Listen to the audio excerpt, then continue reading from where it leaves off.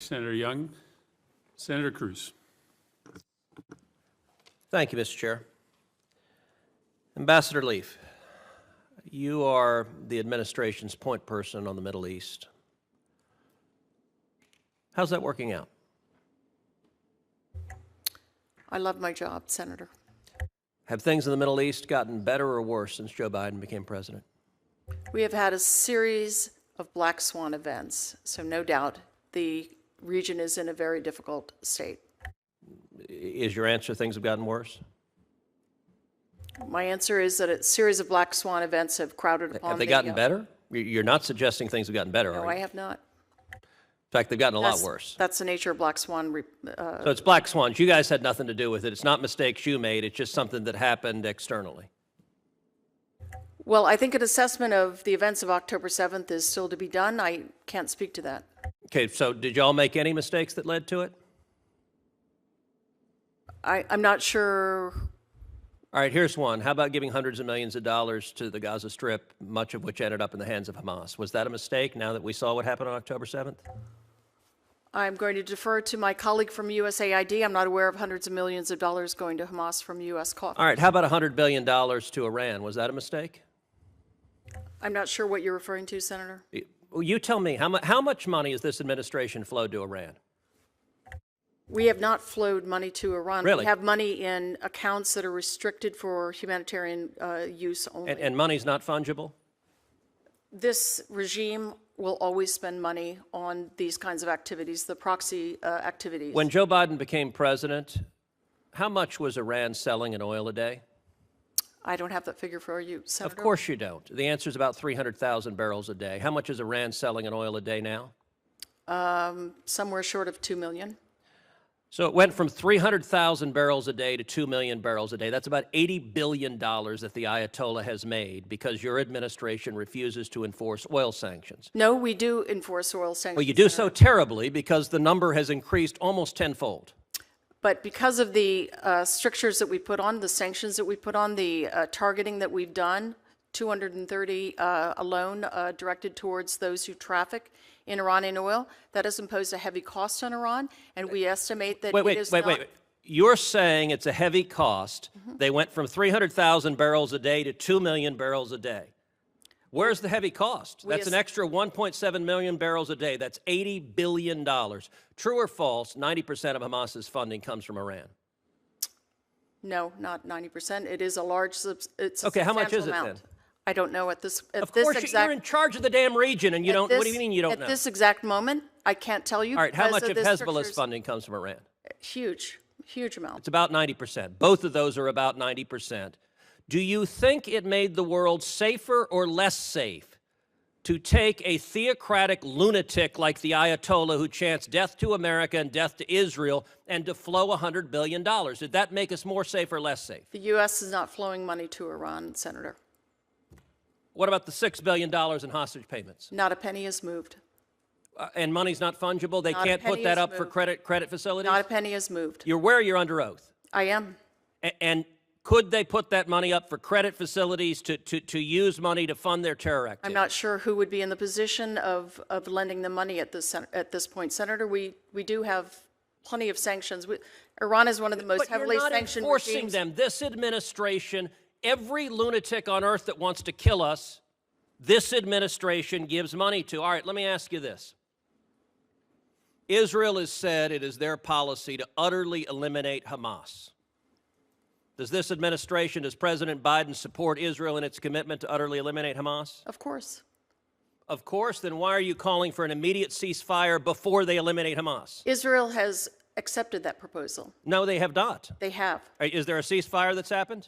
Hamas has not yet fully accepted Is there a ceasefire? Israel most certainly has not. I'm aware the Biden administration has told the press that Israel has. The Israeli leadership. So I asked you a question. Do you support Israel's military objective of utterly eliminating Hamas? You said yes, and the next sentence you said, but they should cease fire right now. Tensions flared on Capitol Hill as Senator Ted Cruz went head-to-head with Ambassador Barbara Leaf, the Biden administration's top official for Middle East affairs. The fiery exchange centered on Iran, Hamas, and U.S. foreign policy in the wake of the October 7th attacks. Cruz opened by asking how the administration's Middle East strategy was working out. Leaf responded that she loved her job, but admitted the region was in a very difficult state. Cruz pressed further, asking whether things had gotten better or worse since President Biden took office. Leaf conceded, "It's been very difficult." The senator then accused the administration of avoiding responsibility, calling their explanation just bad luck. He demanded specifics, asking if any mistakes led to the current chaos. Leaf declined to make that assessment. Cruz pointed to hundreds of millions in U.S. aid sent to Gaza, suggesting it ended up in the hands of Hamas. Leaf denied that claim, saying she wasn't aware of such funds reaching the group. Cruz then turned to Iran, arguing that billions had flowed to Tehran despite sanctions. Leaf insisted the funds were restricted for humanitarian purposes. Cruz pushed back, noting that Iran's oil exports had jumped from 300,000 barrels a day when Biden took office to nearly 2 million, generating an estimated $80 billion for a regime still chanting, "Death to America." He accused the administration of weak enforcement. Leaf maintained that sanctions were being applied.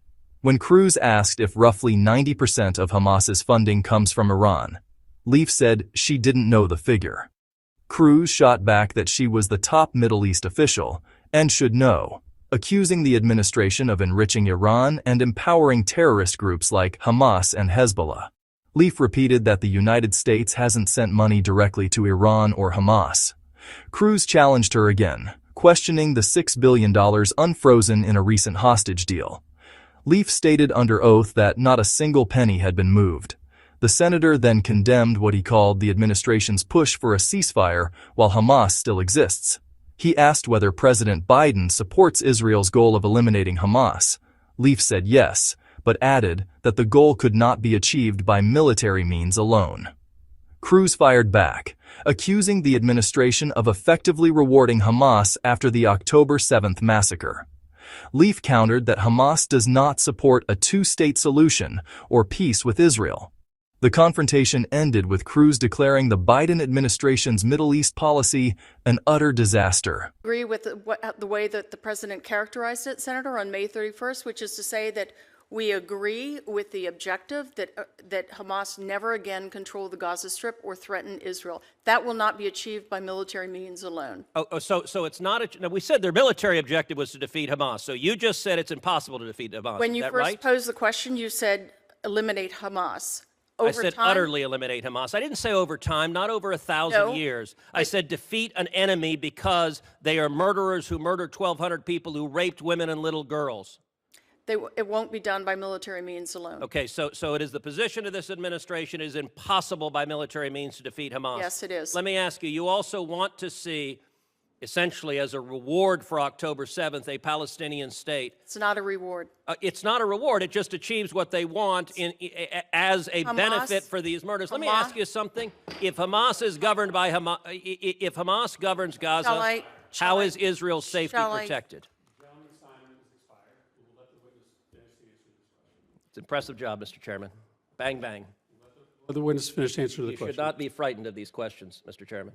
Gentleman's time has expired. Hamas has never supported a two-state solution. So indeed, a Palestinian state that is negotiated with Israel, that lives in peace side by side with governed by Israel, Hamas. is not a reward to Hamas. Hamas doesn't support such a thing, does not recognize Israel's right to exist. Your policy has been an utter disaster.